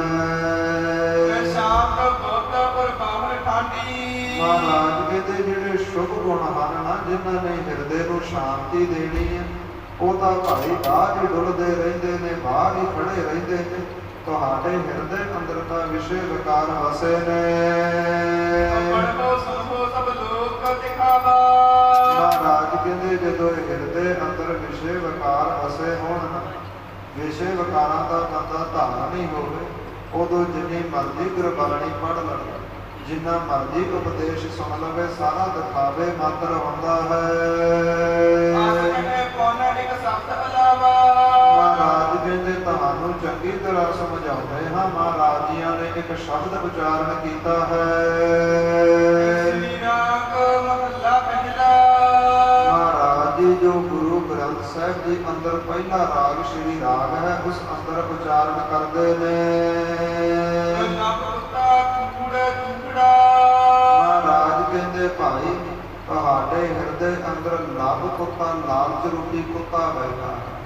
ਜਿਵੇਂ ਕੁੱਤੇ ਦੀ ਆਦਤ ਹੁੰਦੀ ਹੈ ਨਾ ਘਰ ਘਰ ਫਿਰਨਾ, ਏਦਾਂ ਤੁਸੀਂ ਵੀ ਲਾਲਚ ਵਾਸਤੇ ਮਾਇਆ ਪਦਾਰਥਾਂ ਦੀ ਪ੍ਰਾਪਤੀ ਵਾਸਤੇ ਘਰ ਘਰ ਫਿਰਦੇ ਹੋ। ਕੂੜ ਚੂੜਾ ਮਹਾਰਾਜ ਕਹਿੰਦੇ ਕੂੜ ਭਾਵ ਜੋ ਝੂਠ ਬੋਲਦੇ ਹੋ ਨਾ ਦਿਨ ਰਾਤੀ ਇਹ ਤੁਹਾਡੇ ਹਿਰਦੇ ਅੰਦਰ ਚੰਡਾਲ ਵਸਿਆ ਹੈ। ਮਹਾਰਾਜ ਕਹਿੰਦੇ ਜਿਹੜੇ ਲੋਕਾਂ ਦੇ ਨਾਲ ਧੋਖੇ ਕਰਦੇ ਹੋ ਠੱਗੀਆਂ ਮਾਰਦੇ ਹੋ ਤੁਸੀਂ ਦਿਨ ਰਾਤ ਮੁਰਦੇ ਖਾਂਦੇ ਹੋ। ਮਹਾਰਾਜ ਕਹਿੰਦੇ ਜਿਹੜੀ ਪਰਾਇਆਂ ਦੀ ਬਿਨਾਂ ਗੱਲ ਤੋਂ ਨਿੰਦਿਆ ਕਰਦੇ ਰਹਿੰਦੇ ਹੋ ਤੇ ਮੈਲ ਛਕ ਰਹੇ ਹੋ ਜੀ। ਤੇ ਹਿਰਦੇ ਅੰਦਰ ਤੁਹਾਡੇ ਕ੍ਰੋਧ ਦੀਆਂ ਲਾਟਾਂ ਬਲਦੀਆਂ ਰਹਿੰਦੀਆਂ, ਕ੍ਰੋਧ ਦੀ ਅੱਗ ਬਲਦੀ ਰਹਿੰਦੀ ਹੈ। ਕ੍ਰੋਧ ਅਗਨ ਕ੍ਰੋਧ ਚੰਡਾਲ ਕ੍ਰੋਧ ਰੂਪੀ ਜਿਹੜਾ ਚੰਡਾਲ ਤੁਹਾਡੇ ਹਿਰਦੇ ਅੰਦਰ ਬੈਠਾ ਹੈ। ਗੁਰੂ ਨਾਨਕ ਦੇਵ ਜੀ ਮਹਾਰਾਜ ਕਹਿੰਦੇ ਕਿ ਜਿਹੜੇ ਸੰਸਾਰ ਦੇ ਲੋਕ ਹਨ ਪੂਰਨ ਤੌਰ ਤੇ ਰਸਾਂ ਕਸਾਂ ਵਿੱਚ ਫਸੇ ਹੋਏ ਨੇ ਫਿਰ ਵੀ ਆਪਣੀ ਬੜੀ ਵਡਿਆਈ ਕਰਦੇ ਨੇ।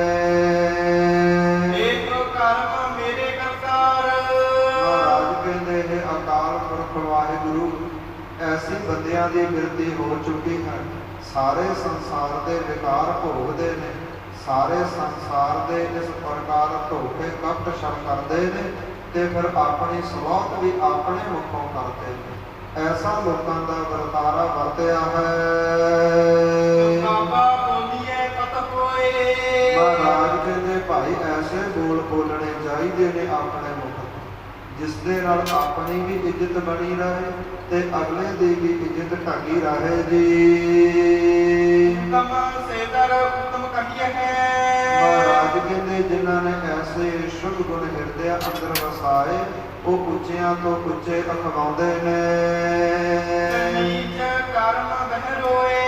ਤੇ ਜਿਹੜੇ ਨੀਚ ਸੋਚ ਵਾਲੇ ਭੈੜੇ ਬੋਲ ਬੋਲਦੇ ਨੇ ਮਹਾਰਾਜ ਕਹਿੰਦੇ ਨੀਚ ਕਰਮ ਕਹਿ ਰੋਏ। ਜਿਹੜੇ ਨੀਚ ਕਰਮ ਕਰਦੇ ਨੇ ਨਾ ਧੋਖੇ ਠੱਗੀਆਂ ਛਲ ਕਪਟ ਆਦਿਕ ਮਹਾਰਾਜ ਕਹਿੰਦੇ ਉਹ ਪਰਲੋਕ ਵਿੱਚ ਵੀ ਰੋਂਦੇ ਨੇ ਤੇ ਲੋਕ ਵਿੱਚ ਵੀ ਜਿੰਨਾ ਸਮਾਂ ਉਹ ਜਿਉਂਦੇ ਨੇ ਉਹਨਾਂ ਰੋਂਦਿਆਂ ਦਾ ਜੀਵਨ ਬਤੀਤ ਹੁੰਦਾ ਹੈ। ਪਹਿਰਾਓ ਦਾ ਵਿਸ਼ਰਾਮ ਦੇ ਕਰਕੇ ਸਤਿਗੁਰੂ ਜੀ ਬਖਸ਼ਿਸ਼ ਕਰਦੇ ਨੇ।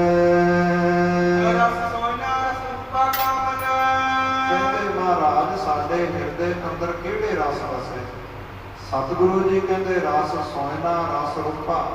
ਮਹਾਰਾਜ ਕਹਿੰਦੇ ਭਾਈ ਸੋਨੇ ਦਾ ਰਸ ਵਸਿਆ ਹੋਇਆ। ਹਰ ਇੱਕ ਪ੍ਰਾਣੀ ਸੋਚਦਾ ਹੈ ਕਿ ਮੇਰੇ ਕੋਲੇ ਬਹੁਤਾ ਸੋਨਾ ਰਸ ਰੂਪਾ, ਭਾਵ ਮੇਰੇ ਕੋਲੇ ਬਹੁਤੀ ਚਾਂਦੀ ਹੋਵੇ। ਕਾਮਣ ਰਸ, ਤੇ ਜਿਹੜਾ ਕਾਮਨਾ ਦੀ ਪਦਾਰਥਾਂ ਦੀ ਕਾਮਨਾ ਹੈ ਜਾਂ ਕਾਮ ਨੂੰ ਭੋਗਣ ਦੀ ਜੋ ਸ਼ਕਤੀ ਹੈ, ਮਹਾਰਾਜ ਕਹਿੰਦੇ ਕਾਮ ਵਾਸ਼ਨਾਵਾਂ ਭੋਗਣ ਦਾ ਜਿਹੜਾ ਰਸ ਐਸਾ ਵਸਿਆ ਹੈ।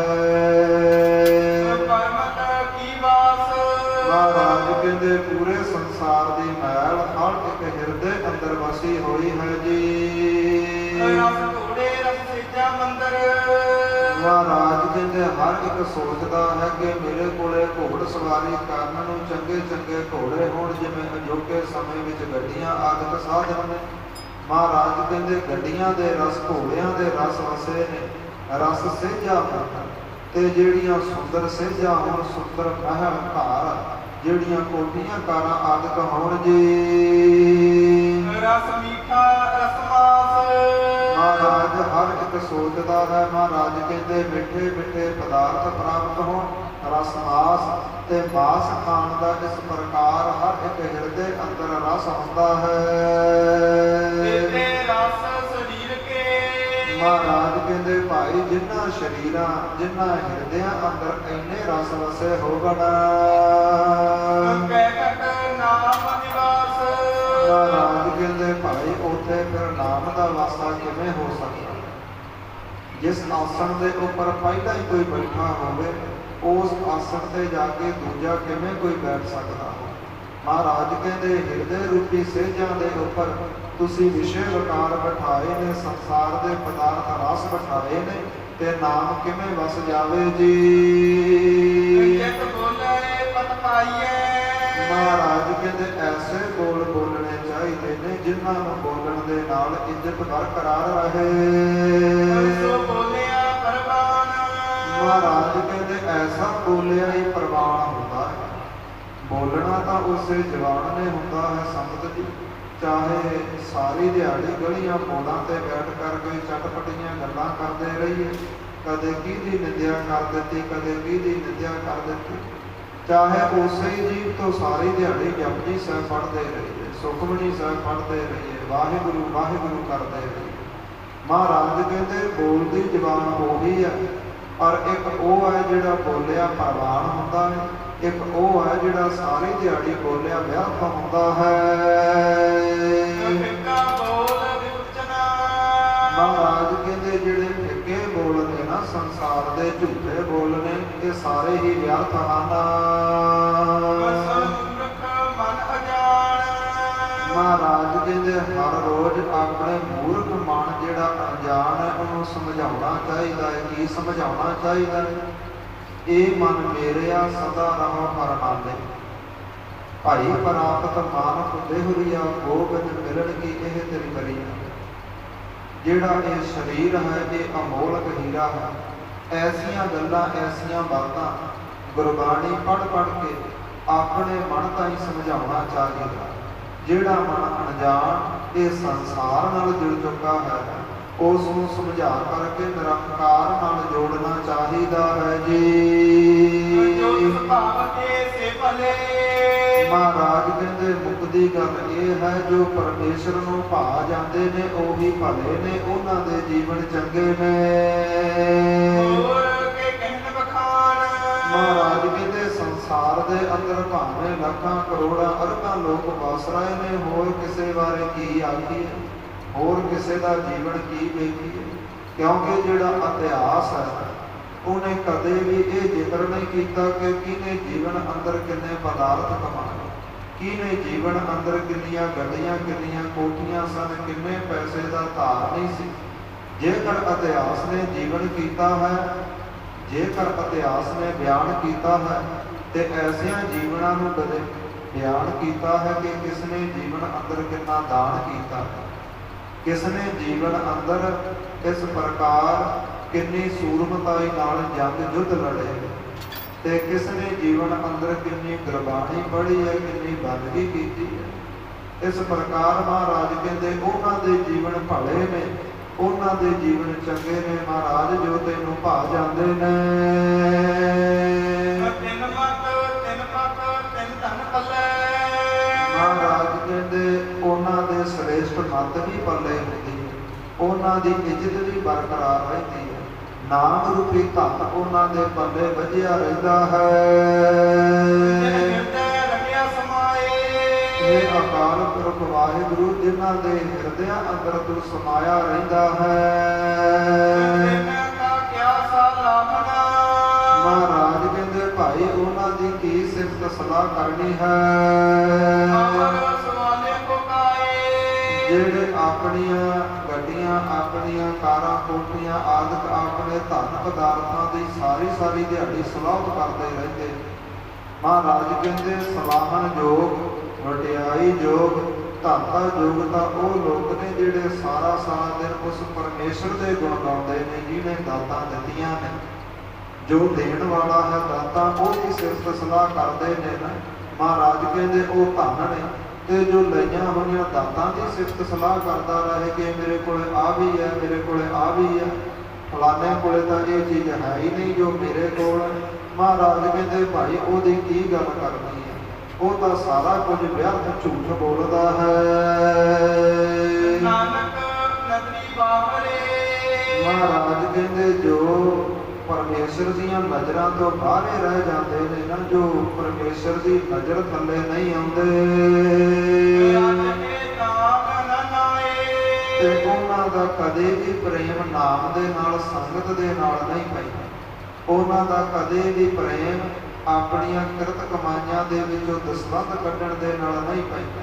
ਉਹ ਕਦੇ ਵੀ ਦਸਵੰਧ ਨਹੀਂ ਕੱਢਦੇ, ਉਹ ਕਦੇ ਵੀ ਨਾਮ ਨਹੀਂ ਜਪਦੇ, ਬੰਦਗੀ ਨਹੀਂ ਕਰਦੇ, ਅੰਮ੍ਰਿਤ ਵੇਲੇ ਨਹੀਂ ਉੱਠਦੇ, ਨਾਮ ਨਹੀਂ ਜਪਦੇ, ਸਤ ਸੰਗਤ ਨਹੀਂ ਕਰਦੇ। ਸਤਿਗੁਰੂ ਜੀ ਕਹਿੰਦੇ ਨਾਨਕ ਨਦਰੀ ਬਾਹਰੇ, ਰਚ ਹੈ ਦਾਨ ਨਾ ਨਾਏ। ਮਹਾਰਾਜ ਜੋ ਤੇਰੇ ਪਰਮੇਸ਼ਰ ਤੇਰੀਆਂ ਨਜ਼ਰਾਂ ਤੋਂ ਬਾਹਰੇ ਰਹਿ ਜਾਂਦੇ ਨੇ ਨਾ, ਜੋ ਤੇਰੀਆਂ ਅੱਖਾਂ ਥੱਲੇ ਨਹੀਂ ਆਉਂਦੇ, ਸਤਿਗੁਰੂ ਜੀ ਉਹਨਾਂ ਦੇ ਅੰਦਰ ਦਾਨ ਦੇਣ ਦੀ ਸਮਰੱਥਾ ਨਹੀਂ ਹੁੰਦੀ, ਭਾਵੇਂ ਉਹਨਾਂ ਕੋਲ ਲੱਖਾਂ ਕਰੋੜਾਂ ਰੁਪਈਆ ਪਿਆ ਹੈ। ਮਹਾਰਾਜ ਉਹ ਨਾਮ ਨਹੀਂ ਜਪ ਸਕਦੇ, ਭਾਵੇਂ ਸਾਰੀ ਦਿਹਾੜੀ ਕੰਮ ਕਰਨ ਨੂੰ ਨੌਕਰ ਚਾਕਰ ਰੱਖੇ ਹੋਣ, ਸਾਰੀ ਦਿਹਾੜੀ ਵਿਹਲੇ ਬੈਠ ਕੇ ਬਤੀਤ ਕਰ ਦਿੰਦੇ ਨੇ, ਨਾਮ ਨਹੀਂ ਜਪਦੇ।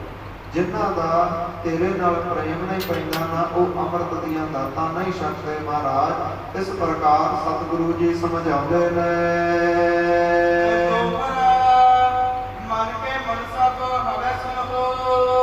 ਮਹਾਰਾਜ ਕਹਿੰਦੇ ਹੈ ਸਤ ਸੰਗੀਓ, ਹੈ ਸਰੋਤਾ ਜਨੋ, ਜੋ ਵੀ ਉਪਦੇਸ਼ ਕਥਾ ਸੁਣ ਰਹੇ ਨੇ ਆਪਣੇ ਮਨ ਦੇ ਅਨੁਸਾਰ ਹੀ ਹੋ ਕੇ ਸੁਣੋ ਜੀ।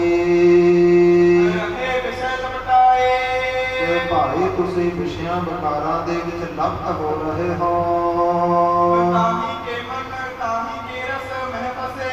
ਮਹਾਰਾਜ ਕਹਿੰਦੇ ਜਿਹੜੇ ਵਿਸ਼ੇ ਵਿਕਾਰਾਂ ਦੇ ਰਸਾਂ ਵਿੱਚ ਫਸ ਜਾਂਦੇ ਨੇ, ਭਾਈ ਉਹਨਾਂ ਨੂੰ ਕਦੇ ਵੀ ਨਾਮ ਦਾ ਰਸ ਨਹੀਂ ਆਉਂਦਾ, ਉਹਨਾਂ ਨੂੰ ਕਦੇ ਵੀ ਪਰਮੇਸ਼ਰ ਦੇ ਨਾਮ ਦੀ ਮਿਠਾਸ ਪੈਦਾ ਨਹੀਂ ਹੁੰਦੀ। ਸੰਗਤ ਜੀ ਜਦੋਂ ਬੱਚੇ ਦਾ ਜਨਮ ਹੁੰਦਾ ਹੈ ਨਾ, ਤੇ ਬੱਚੇ ਦੇ ਮੁਖ ਦੇ ਵਿੱਚੋਂ ਲਾਲਾਂ ਡਿੱਗਦੀਆਂ, ਜੇਕਰ ਉਹਦੀ ਲਾਲ ਨੂੰ, ਬੱਚੇ ਦੀ ਥੁੱਕ ਨੂੰ ਉਂਗਲ ਤੇ ਲਾ ਕੇ ਚੱਟਿਆ ਜਾਵੇ ਨਾ, ਐਨ ਸ਼ਹਿਦ ਵਰਗੀ ਮਿੱਠੀ ਹੁੰਦੀ ਹੈ। ਕਿਉਂ? ਕਿਉਂਕਿ ਅੰਦਰ ਅੰਮ੍ਰਿਤ ਦਾ ਵਾਸਾ ਹੁੰਦਾ ਹੈ, ਪਰਮੇਸ਼ਰ ਦਾ ਵਾਸਾ ਹੁੰਦਾ, ਉਹਦੇ ਅੰਦਰ ਕੋਈ ਵੀ ਵਿਕਾਰ ਨਹੀਂ ਹੁੰਦਾ। ਉਹਨੂੰ ਨਹੀਂ ਪਤਾ ਹੁੰਦਾ ਕਿ ਮੈਂ ਕਿੰਨੇ ਗਰੀਬ ਘਰੇ ਜਨਮਿਆ ਜਾਂ ਕਿੰਨੇ ਅਮੀਰ ਘਰੇ ਜਨਮਿਆ, ਕੋਈ ਵਿਕਾਰ ਨਹੀਂ ਹੁੰਦਾ, ਕੋਈ ਈਰਖਾ ਭਾਵਨਾ ਦਵੈਤ ਆਦਿਕ ਨਹੀਂ ਹੁੰਦੀ। ਇਸ ਪ੍ਰਕਾਰ ਪਰਮੇਸ਼ਰ ਦਾ ਵਾਸਾ ਅੰਮ੍ਰਿਤ ਦਾ ਵਾਸਾ ਹੁੰਦਾ ਹੈ, ਤਾਂ ਹੀ ਉਹਦੀ ਜ਼ੁਬਾਨ ਇੰਨੀ ਮਿੱਠੀ ਹੁੰਦੀ। ਤੇ ਜਿਵੇਂ ਜਿਵੇਂ ਉਹ ਵੱਡਾ ਹੁੰਦਾ ਜਾਂਦਾ ਹੈ, ਪਤਾ ਲੱਗਦਾ ਜਾਂਦਾ ਹੈ ਕਿ ਮੈਂ ਅਮੀਰ ਹਾਂ, ਮੇਰੇ ਕੋਲ ਇੰਨੀ ਜਾਇਦਾਦ ਹੈ, ਵਿਸ਼ੇ ਵਿਕਾਰ ਭੋਗਦਾ ਹੈ, ਪਦਾਰਥਾਂ ਵਿੱਚ ਫਸਦਾ ਜਾਂਦਾ ਹੈ, ਉਹ ਜਿਹੜਾ ਜ਼ੁਬਾਨ ਦਾ ਰਸ ਹੈ ਉਹ ਫਿੱਕਾ ਹੁੰਦਾ ਜਾਂਦਾ, ਉਹ ਜਿਹੜੀ ਮਿਠਾਸ ਹੈ ਥੁੱਕ ਦੇ ਅੰਦਰ ਉਹ ਘਟਦੀ ਜਾਂਦੀ ਹੈ। ਮਹਾਰਾਜ ਕਹਿੰਦੇ ਇੱਦਾਂ ਹੀ ਤੁਹਾਡੇ ਜੀਵਨ ਰਸਾਂ ਕਸਾਂ ਵਿੱਚ ਫਸ ਚੁੱਕੇ ਨੇ, ਤੇ ਤੁਹਾਡੇ ਜੀਵਨ ਅੰਦਰ ਤਾਂ ਹੀ ਨਾਮ ਦੀ ਮਿਠਾਸ ਪੈਦਾ ਨਹੀਂ ਹੁੰਦੀ ਜੀ।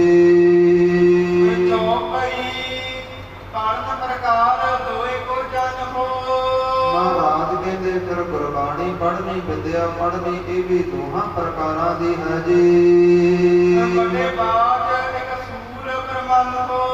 ਮਹਾਰਾਜ ਕਹਿੰਦੇ ਇੱਕ ਤਾਂ ਗੱਤਕੇ ਬਾਜੀ ਵਰਗੀ ਆ, ਜਿਵੇਂ ਸਿੰਘ ਗੱਤਕਾ ਖੇਡਦੇ ਨੇ, ਇੱਕ ਤਾਂ ਉਹਦੇ ਵਰਗੀ ਵਿਦਿਆ ਹੈ, ਤੇ ਇੱਕ ਉਹ ਵਿਦਿਆ ਹੈ ਜਿਵੇਂ ਜੰਗ ਦੇ ਮੈਦਾਨ ਦੇ ਵਿੱਚ ਸੂਰਮੇ ਸੱਚਮੁੱਚ ਲੜਦੇ ਨੇ, ਸੱਚਮੁੱਚ ਇੱਕ ਤੇ ਵਾਰ ਕਰਦੇ ਨੇ। ਮਹਾਰਾਜ ਕਹਿੰਦੇ ਭਾਈ ਇੱਕ ਤਾਂ ਝੂਠ ਵੀ ਨਜ਼ਰ ਆਉਂਦਾ ਹੈ, ਗੱਤਕਾ ਖੇਡਦੇ ਨੇ, ਜਾਪਦਾ ਏਦਾਂ ਹੈ ਕਿ ਇੱਕ ਦੂਜੇ ਤੇ ਵਾਰ ਕਰਦੇ ਨੇ, ਪਰ ਇਸ ਪ੍ਰਕਾਰ ਉਹ ਇੱਕ ਦੂਜੇ ਤੇ ਵਾਰ ਨਹੀਂ ਕਰਦੇ, ਉਹ ਇੱਕ ਦੂਜੇ ਦੀਆਂ ਸ਼ਸਤਰਾਂ ਤੇ ਹੀ ਵਾਰ ਕਰਦੇ ਨੇ। ਉਹ ਖਿਆਲ ਰੱਖਦੇ ਨੇ ਕਿ ਕਿਤੇ ਅਗਲੇ ਦੇ ਸੱਟ ਨਾ ਵੱਜ ਜਾਵੇ। ਮਹਾਰਾਜ ਕਹਿੰਦੇ ਇੱਕ ਤਾਂ ਐਸੀ ਵਿਦਿਆ ਗੱਤਕੇ ਵਰਗੀ ਹੈ। ਮਹਾਰਾਜ ਕਹਿੰਦੇ ਭਾਈ ਜਿਹੜੀ ਦੂਸਰੀ ਵਿਦਿਆ ਹੈ ਜੰਗ ਦੇ ਮੈਦਾਨ ਵਰਗੀ, ਜਿੱਥੇ ਸੱਚਮੁੱਚ ਜੰਗ ਮਚਿਆ, ਯੁੱਧ ਮਚਿਆ ਹੁੰਦਾ ਹੈ, ਜਿੱਥੇ ਕੋਈ ਪ੍ਰਵਾਹ ਨਹੀਂ ਹੁੰਦੀ ਕਿ ਕਿਸੇ ਦਾ ਕਿਹੜਾ ਅੰਗ ਕੱਟਿਆ ਜਾਂਦਾ ਹੈ, ਕੌਣ ਮਰ ਰਿਹਾ ਹੈ, ਕੌਣ ਖੱਪ ਰਿਹਾ ਹੈ। ਮਹਾਰਾਜ ਕਹਿੰਦੇ ਐਸੀ ਜਿਹੜੀ ਦੂਸਰੀ ਵਿਦਿਆ ਉਹ ਸੱਚ ਦੀ ਵਿਦਿਆ ਹੈ, ਤੇ ਸਤਿਗੁਰੂ ਜੀ ਕਹਿੰਦੇ ਐਸੀ ਵਿਦਿਆ ਸਿੱਖਣੀ ਚਾਹੀਦੀ ਹੈ।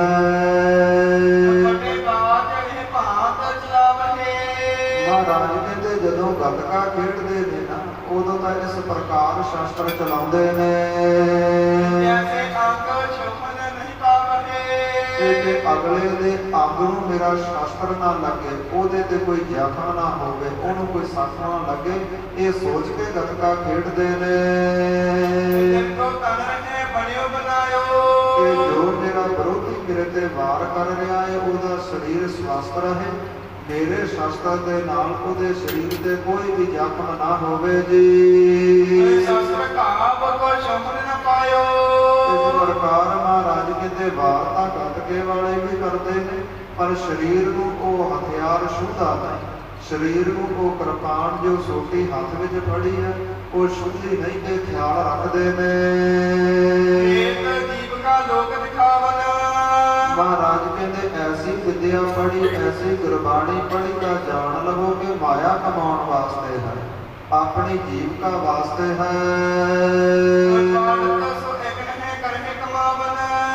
ਮਹਾਰਾਜ ਕਹਿੰਦੇ ਪੜ੍ਹ ਸੋ ਇੱਕ ਨਾ ਹੈ ਕਰਹਿ ਕਮਾਵਣ, ਕਹਿੰਦੇ ਪੜ੍ਹਦੇ ਬਹੁਤ ਹੈ ਪਰ ਆਪਣੇ ਜੀਵਨ ਅੰਦਰ ਧਾਰ ਨਹੀਂ ਕਰਦੇ, ਸਾਰਾ ਕੁਝ ਦਿਖਾਵਾ।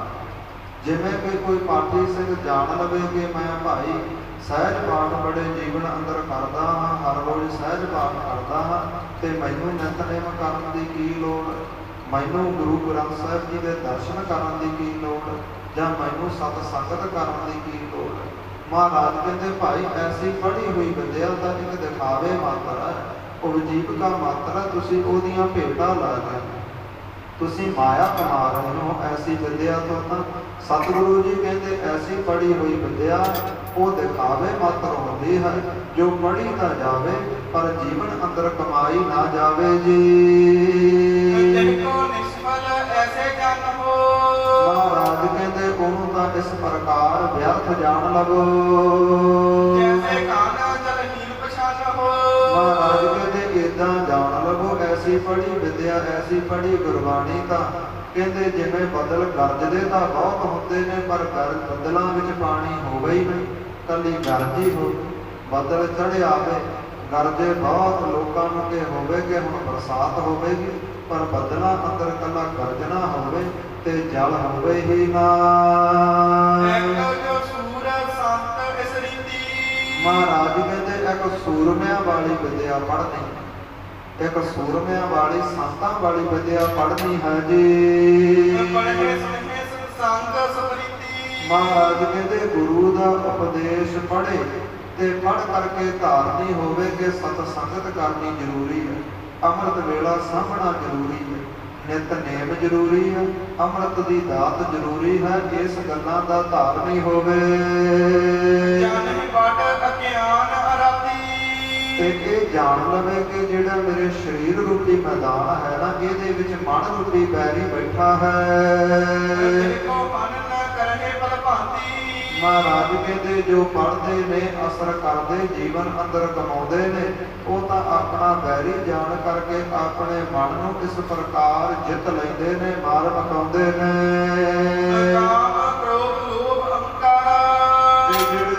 ਜੋਧੇ ਨੇ ਕਾਮ ਕ੍ਰੋਧ ਲੋਭ ਹੰਕਾਰ ਪੰਜ ਵਿਕਾਰ ਕੇ ਮਨ ਦੇ ਜੋਧੇ ਹਨ ਜੀ। ਇਹਨੇ ਤੇ ਅੰਗ ਸੋ ਕਰਨੇ ਪਰਹਾਰਾ। ਮਹਾਰਾਜ ਕਹਿੰਦੇ ਬਿਰਲੇ ਸੂਰਮੈ ਐਸੀ ਗੁਰਬਾਣੀ ਪੜ੍ਹਦੇ ਨੇ ਜੋ ਇਹਨਾਂ ਤਾਈਂ ਮਾਰ ਮਕਾਉਂਦੇ ਨੇ। ਸਤਿਗੁਰ ਸ਼ਬਦ ਸ਼ਾਸਤਰ ਜਿਨ ਕੇਰੇ। ਮਹਾਰਾਜ ਕਹਿੰਦੇ ਭਾਈ ਜਿਹੜੇ ਸਤਿਗੁਰਾਂ ਦੇ ਸ਼ਬਦ ਹਨ ਨਾ ਇਹ ਤਾਂ ਹਥਿਆਰਾਂ ਵਰਗੇ ਨੇ। ਕਰਨੇ ਪਰਹਾਰ ਨ ਲਾਵਹਿ ਤੇਰੇ। ਮਹਾਰਾਜ ਕਹਿੰਦੇ ਪਲਾਂ ਦੇ ਵਿੱਚ ਵਿਸ਼ਿਆਂ ਵਿਕਾਰਾਂ ਰੂਪੀ ਵੈਰੀਆਂ ਨੂੰ ਮਾਰ ਮਕਾਉਂਦੇ ਨੇ, ਦੇਰ ਨਹੀਂ ਲਾਉਂਦੇ। ਨਿਤਮਤ ਛੇਤ ਕੇ ਸਨਮੁਖ ਹੋਈ। ਮਹਾਰਾਜ ਕਹਿੰਦੇ ਉਹੀ ਅਸਲ ਸੂਰਮੇ ਨੇ ਜੋ ਸਨਮੁਖ ਹੋ ਕੇ ਜੰਗ ਕਰਦੇ ਨੇ ਵਿਕਾਰਾਂ ਦੇ ਨਾਲ। ਕਲਗੀਧਰ ਦੇ ਬਚਨ ਖਾਲਸਾ ਸੋ ਜੋ ਚੜ੍ਹੈ ਤੁਰੰਤ, ਖਾਲਸਾ ਸੋ ਜੋ ਕਰਹਿ ਨਿਤ ਜੰਗ। ਕਿ ਮੇਰਾ ਖਾਲਸਾ ਭਾਈ ਉਹ ਹੈ ਜਿਹੜਾ ਉੱਚੀ ਮੱਤ ਰੱਖ ਕਰਕੇ ਉੱਚੀ ਸੋਚ ਰੂਪੀ ਘੋੜੇ ਤੇ ਸਵਾਰ ਹੋਵੇ ਤੇ ਹਰ ਰੋਜ਼ ਹੱਥਾਂ ਵਿੱਚ ਗੁਟਕਾ ਸਾਹਿਬ ਫੜ ਕਰਕੇ ਵਿਸ਼ਿਆਂ ਵਿਕਾਰਾਂ ਦੇ ਨਾਲ ਅੰਮ੍ਰਿਤ ਵੇਲੇ ਜੰਗ ਕਰੇ ਜੀ। ਸੁਣਨ ਕੀ ਵਿਦਿਆ ਹੈ ਸੋਈ। ਮਹਾਰਾਜ ਕਹਿੰਦੇ ਐਸੀ ਭਾਈ ਇਹ ਸੂਰਮਿਆਂ ਦੀ ਵਿਦਿਆ ਅਪਣਾਉਂਦੀ ਹੈ।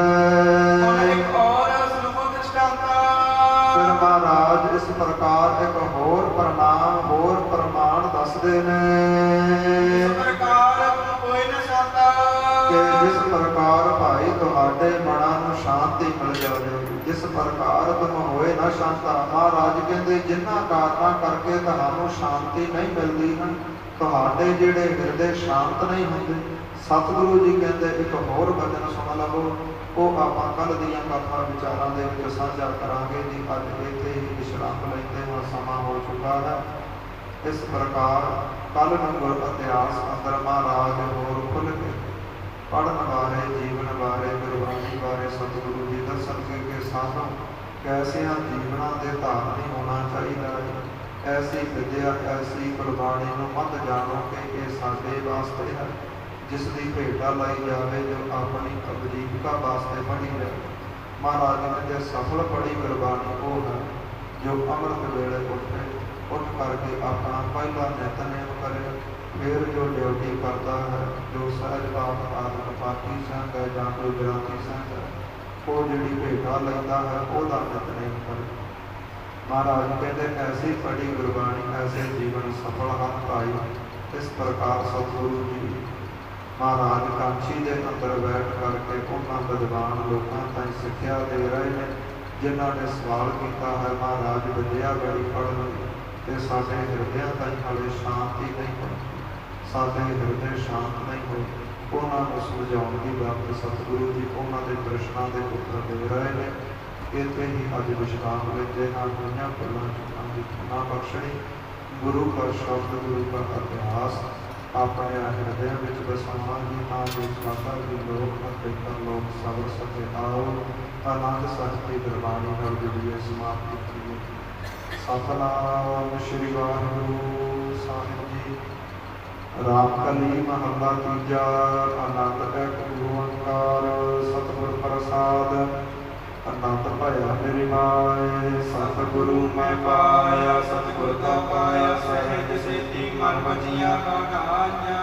ਰਾਗ ਰਤਨ ਪਰਵਾਰ ਭਰੀਆਂ, ਸ਼ਬਦ ਗਾਵਣ ਆਇਆ। ਸਤਿਗੁਰਤਾ ਗਾਵਹੁ ਹਰਿ ਕੇਰਾ, ਮਨ ਜਿਨੀ ਵਸਾਇਆ। ਕਹਿ ਨਾਨਕ ਆਨੰਦ ਹੋਆ, ਸਤਿਗੁਰੂ ਮੈਂ ਪਾਇਆ।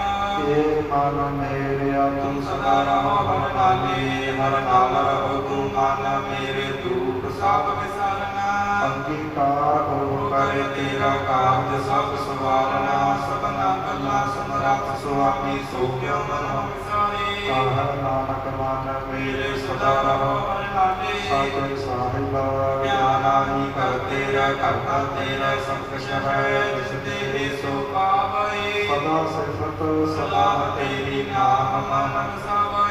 ਨਾਮ ਜਿਨ ਕੈ ਮਨ ਵਸਿਆ, ਵਾਜੇ ਸ਼ਬਦ ਬਨੇਰੇ। ਕਹਿ ਨਾਨਕ ਸੱਚੇ ਸਾਹਿਬ ਗਿਆਨਾਨੀ ਕਰ ਤੇਰਾ। ਸਾਚਾ ਨਾਮ ਮੇਰਾ ਆਧਾਰੋ, ਸਾਚ ਨਾਮ ਆਧਾਰ ਮੇਰਾ। ਦਿਲ ਭੁੱਖਾ ਸਭ ਗਵਾਈਆਂ, ਕਰ ਸ਼ਾਂਤ ਸੁਖ ਮਨ ਆਏ ਵਸਿਆ। ਜਿਨ ਇੱਛਾ ਸਭ ਪੁਜਾਈਆਂ, ਸਦਾ ਕੁਰਬਾਨ ਕੀਤਾ ਗੁਰ ਬਿਟਾਵਾ। ਜੈਸਨੀਆਂ ਇਹ ਵਡਿਆਈਆਂ, ਕਹਿ ਨਾਨਕ ਸਲਾਹ ਸੰਤੋ ਸ਼ਬਦ ਧਰਮ ਪਿਆਰੋ। ਸਾਚਾ ਨਾਮ ਮੇਰਾ ਆਧਾਰੋ, ਵਾਜੇ ਸਤਿਗੁਰ ਤਤ ਘਰ ਸੁਖਾਗੈ ਘਰ ਸੁਖਾਗੈ ਸਬਦ ਵਾਜੇ ਕਲਾ ਜਿਤ ਕਰ ਧਾਰਿਆ ਪੰਜ ਦੂਤ ਤੁਧ ਵਸ ਕੀਤੇ ਕਾਲ ਕੰਟਕ ਮਾਰਿਆ ਧੁਰ ਕਰਮ ਪਾਇਆ ਤੁਧ ਜਿਨ ਕੋ ਸੇ ਨਾਮ ਹਰ ਕੈ ਲਾਗੇ ਕਾਹੈ ਨਾਨਕ ਤੈ ਸੁਖ ਹੋਆ ਤਤ ਘਰ ਅਨਹਦ ਵਾਜੇ ਆਨੰਦ ਸਮਾਹ ਵਡ ਭਾਗੀ ਹੋ ਸਗਲ ਮਨੋਰਥ ਪੂਰੇ ਪਾਰ ਬ੍ਰਹਮ ਪਾਇਆ ਉਤਰੇ ਸਗਲ ਸੂਰੇ ਰੋਗ ਰੋਗ ਸੰਤਾਪ ਉਤਰੇ ਸੁਣੀ ਸੱਚੀ ਬਾਣੀ ਸੰਤ ਸਾਜਨ ਭਏ ਸਸੇ ਪੂਰੇ ਗੁਰ ਤੇ ਜਾਣੀ ਸੁਣ ਤੇ ਪੁਨੀਤ ਗਾਤੇ ਪਵਿੱਤ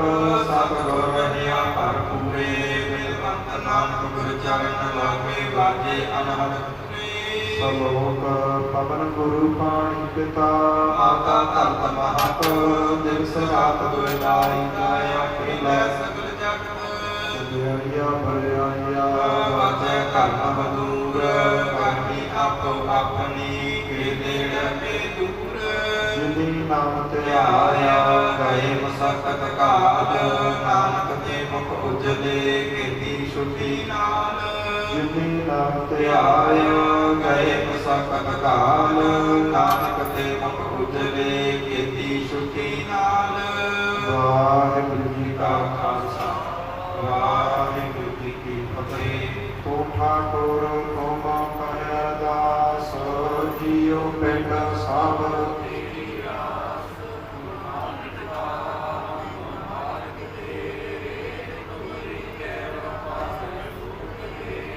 ਹੋਏ ਨ ਜਾਣ ਤੁਮਰਾ ਅੰਤ ਉੱਚੇ ਤੇ ਉੱਚਾ ਸਗਲ ਸਮਗਰੀ ਤੁਮਰਾ ਸੂਤਰ ਧਾਰੀ ਤੁਮ ਤੇ ਹੋਏ ਸੋ ਤੁਮਰੀ ਗਪ